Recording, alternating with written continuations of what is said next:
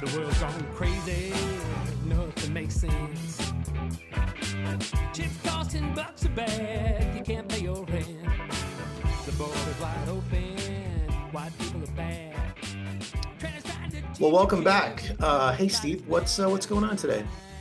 Dave, I think we're still going to talk about Jimmy Kimmel, realizing that America wasn't quite the shining, rock that he thought it was upon his first visit ever to Japan.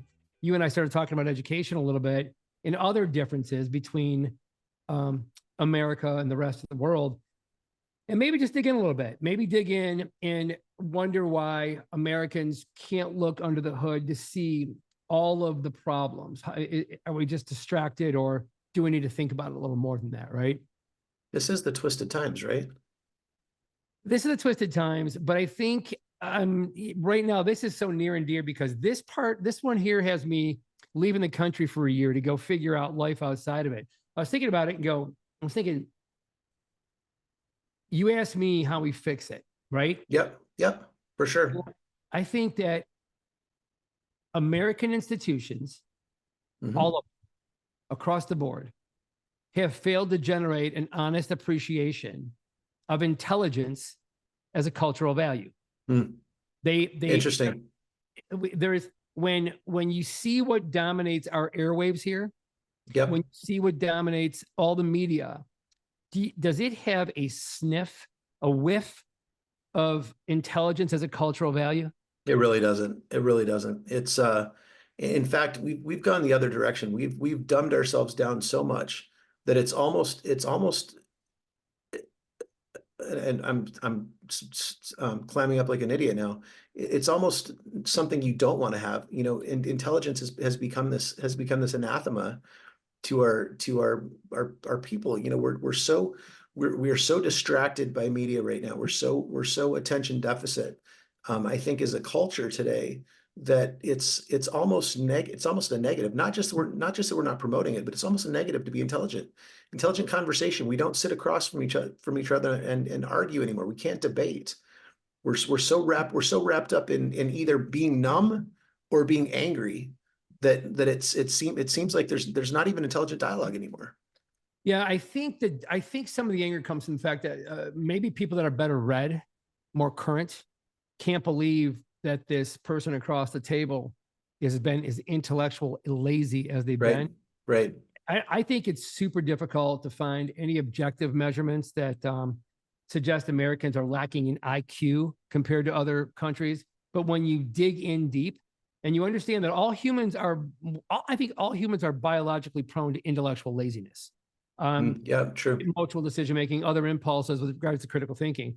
But the system you're in, the country you're in, and maybe that's what comes out of looking at Switzerland and the Nordic countries and the UAE and Singapore and Japan. I think their institutions have generated and maintained and cultivated appreciation of intelligence as a cultural value. Matter of fact, I don't think, I know they have. I'm positive that their institutions demand intelligence as a cultural value. And in America, I don't know that we've ever had it. We've always been a country that's kind of fought our way through every battle. We celebrate the Wild West. We celebrate the Industrial Revolution. We have great cities built off of our creation of industry. And I don't know that we've ever been a very intelligent culture, but we certainly, and it's so funny when I say that because people listen to it, they'll think about all the great universities that are here. Yeah. They're not connected. It's completely different. If X percentage goes to a university here, 50-60% do not. Yeah. Take, for example, Switzerland again. Switzerland, I just showed you a study in between shows here that showed roughly 90% of all Swiss adults go on to advanced education after high school. That is about 40 to 50% higher than the United States. And that's just one country. And the Nordic countries actually educate higher. And we think that the Pacific Rim, Singapore and Japan and China and Korea, South Korea, educate higher. We don't know because we don't have the same data from them. but we're pretty sure they do the same thing. And then we haven't even looked at India because the data is so disparate coming out of there, and the numbers would be skewed because there's so much poor.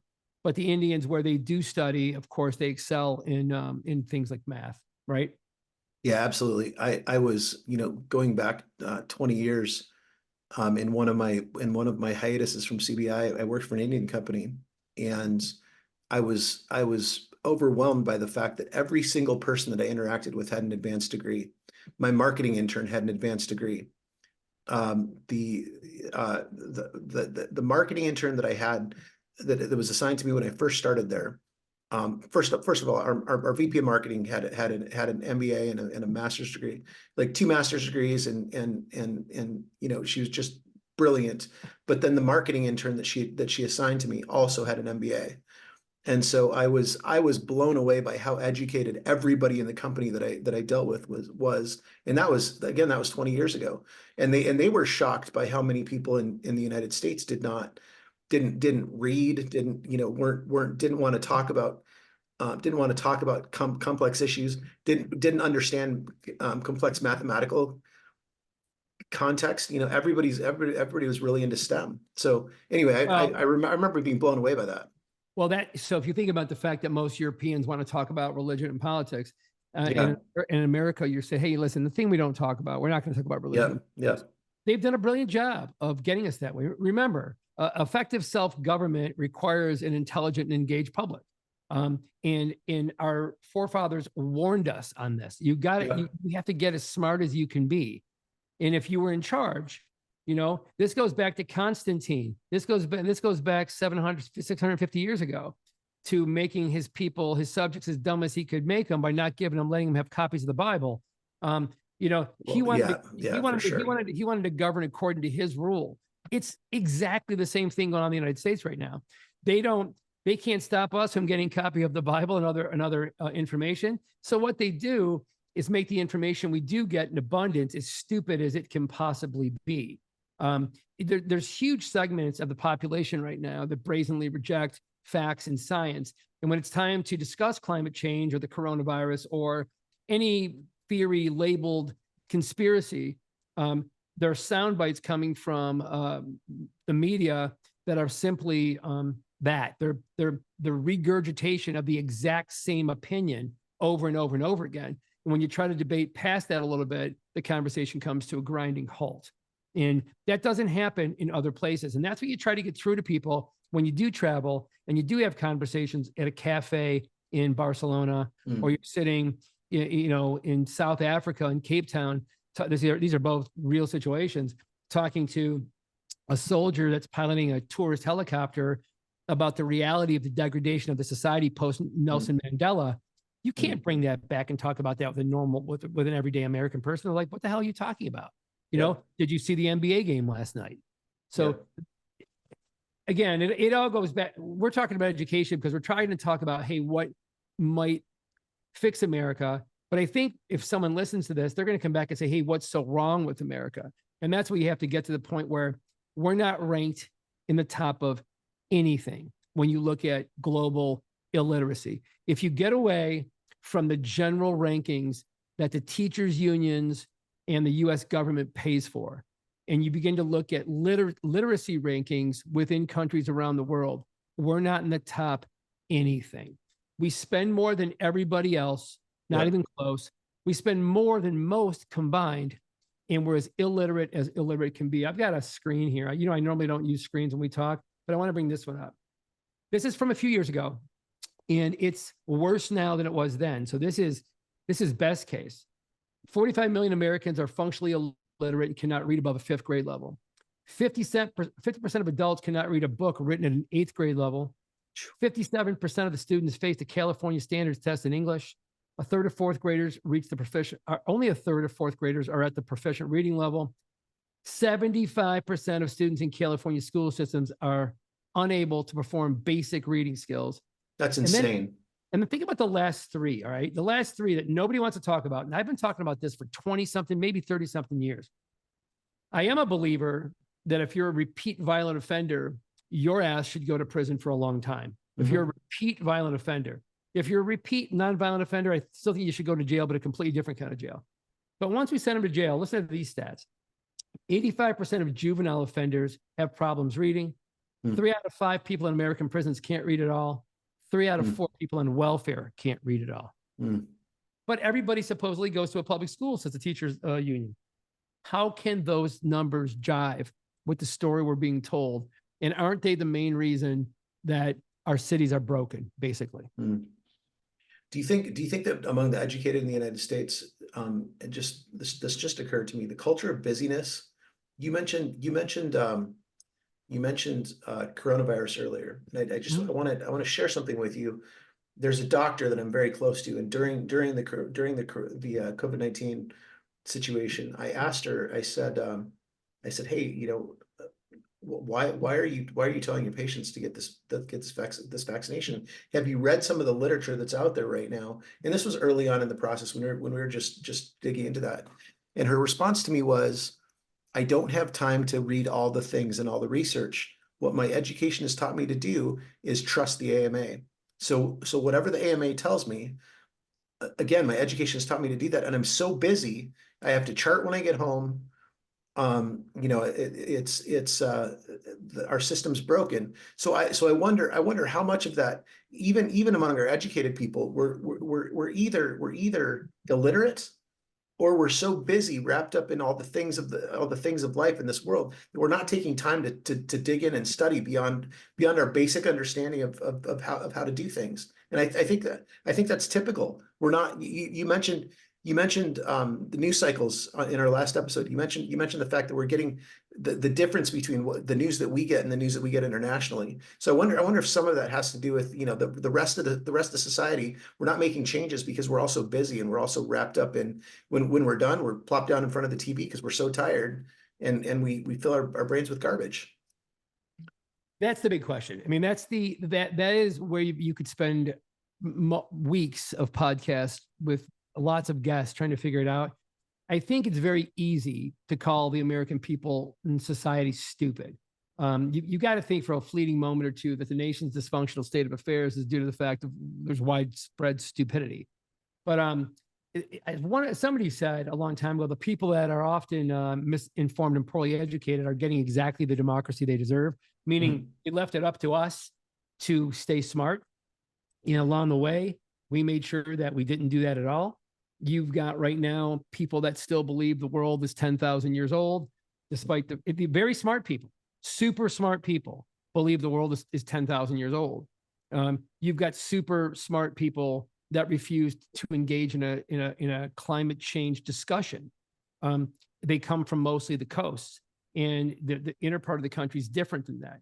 So why is that? Why is it that coronavirus is probably the best example of our lives, Dave, where we had really smart people telling other really smart people that the virus wasn't as bad as they say it is, that other drugs will stop the virus, and you had others vehemently stopping them from even trying to do so. And so you could spend forever just dissecting the COVID scare, the COVID problem, and wonder, why did our intellectuals get to that state, and why did everybody else just follow along blindly? I don't know. If you think through it, the media is so complicit in all of this. That's been a running theme for all the shows we've done so far. If there was an honest media, and I don't know, I think I'm guilty of looking back in the past and thinking that people like Walter Cronkite were honest. I don't know if he was. It seems like he was, right? Yeah. Well, even in more recent history, guys like Dan Rather, think of whatever you think about him. But news was different when I was a kid. News is way different than it is today. It's so much more heavily loaded, and maybe reality TV has something to do with it. We're all expecting to be entertained. It's strange. I think right now we get our information from cable and talk radio and social media. It's dubious quality at best. Whenever you read something that makes you think one way, you keep reading and you find something that looks the other way. And our universities are programmed, and others are programmed. They've done a good job. So again, that's the world today, except it's not. Because if you go to those other countries we're talking about, they don't have the same problems. Are you going to argue that all of them are programmed the same way regarding COVID? They're not. They weren't. Many countries handled it differently. Sweden handled it extremely differently. Yeah. So you've got to wonder. First of all, you got to ask people: do you disagree with this? Do you disagree? Do you think we're stupid as a society, or like what would our collective IQ be? Well, we talked about some of the studies of the general population, but I think if you even take our academics, what would our collective IQ be? I think it would be high on the academic side. But if you took a common sense test, I think it would be poor. And I think if you took an open-minded test, I think it would be horrific. And I think that's the big problem. I don't know the cure. You just mentioned Sweden. I found a site. It's a swedishfishik.com, and it's comparing elementary schools in the U.S. and Sweden, advantages and disadvantages. So it's a Swedish teacher, and she's talking about the differences between Sweden and the United States. They talk about knowledge goals. Differences in skill, differences in the ways things are taught. In Sweden, a greater emphasis is placed on problem solving and critical thinking. US is more of a focus on memorization. In Sweden, each school breaks down the national curriculum and goals into a local plan and chooses the method they prefer to use. They don't use standardized tests in every grade. Yeah. US is more traditionally lecture. They don't have to supply detailed lesson plans. If something catches the student's interest, and they need more time to perfect it, they spend more time on that subject. Grading's different. Students receive more qualitative feedback on their work, like written comments. Grades are used later on in elementary school, not from the start. So I have a question for you. So again, it talks about the curriculum being more flexible and less prescriptive. A strong emphasis in social studies. Math, science, and physical education. Swedish elementaries has more advanced technology, and emphasis. Here's what I was looking for. Emphasizes holistic child development. Plants are important in Sweden. National curriculum includes phys ed, music, crafts, art, technology, woodworking, equally important to language and science. School days, shorter school days, more extended summer breaks. Smaller class sizes. So you've made a decision to send your children to a non-traditional school, and you're one of the things that you're doing is thinking about educating your children differently. Why did you make that decision, and what drew you to that, and why are you making the decisions in your children's education? Why are you exposing them to? You're traveling with them. You're exposing them to other cultures. Why are you doing that? What made you decide to do that? You're taking action in your family. How are you doing that, and why are you doing that? Well, when you look at the discourse here, I think it starts with how you feel about the people you talk to here. And I feel like most of our discourse here looks like a Jerry Springer episode, right? I mean, you watch politics here and you go, this is like nothing you could really imagine. And I don't know if stupidity is what has degenerated our social and political landscape. But I'm certain, one thing I'm certain of, it is the failure of our institutions to generate an honest appreciation of intelligence as a cultural value that has left us looking stupid. I'm positive of that piece of it. So, and the institutions are all of it. They're most certainly our educational system. They are most certainly our media, and they are most certainly the political landscape. They have left us looking stupid. And really, you know, you can only do so much of going out here. I'm in Nashville. You can only go out and see another band. You can only go out and see another party. My neighborhood would have a party every 13 minutes if I would go to one. But you want to have that intelligent discussion. And it's nearly impossible to find, even in the most educated neighborhoods, because our institutions have left us disvaluing, unvaluing, devaluing intelligence as a cultural value. So you begin to look at education itself, and there's some books you should read if you want to have an honest discussion with yourself about the way we were educated. Thomas Jefferson Education is a great book. It's a book that's going to be emotional if you're honest with yourself. Everyone likes to look back and say, hey, the public schools were good enough for me. Everybody I know says that. I said, okay, I get it. You want me to read your book? You read my book. Read that book. Read a Thomas Jefferson Education. It's a real easy read. It's not long. and be honest with yourself. Were those 9-hour school days productive? Did you get the most out of them? Was that the best way to spend, 13 years of your childhood doing it that way? Or was there maybe a better way? Was your time optimized? And then you could read a book called Unschooling Rules by Clark Aldrich. And you could learn about the wild side, the other side of that, going, well, hey, shit, what if we don't do formal schooling at all? What if we go travel and see the world, learn from our parents, learn from experiences? And for me, that path led to several other books and finding a model in between. It was in between the unschooling, homeschooling model and the formal American German style of sitting in a classroom and being lectured to all day. And it was more Montessori-ish that I was attracted to, which was Montessori in like-minded learning facilities, they don't teach to the room, they teach to the student. And so there's people in a room at the same time, 15 people learning at different levels. And there's enough tools in place to let you know whether you're at the speed of the room, ahead of the speed of the room, or behind the speed of the room. And there's assistant guides in the room to make sure that you're learning at the right pace for you.